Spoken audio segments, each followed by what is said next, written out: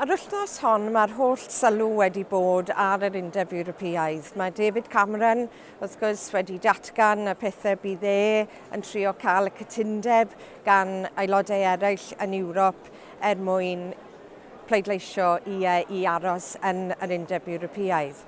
Ond yn fwy diddorol efallai heddi mae Paul wedi dod mas yn dangos bod mwyafrif o bobl yng Nghymru eisiau aros o'n Ewrop, fel oedden ni'n meddwl.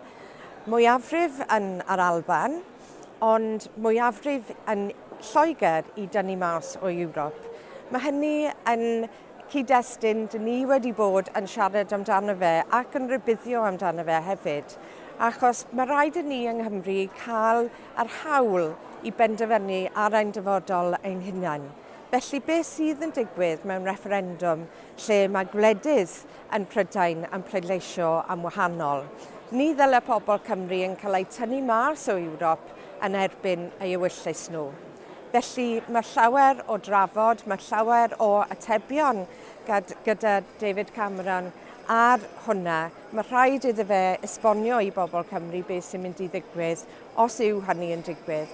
Mae Cymru yn elwa o fod yn Ewrop a dwi ddim eisiau gweld ein cymdeithas, ein economi yn dioddau.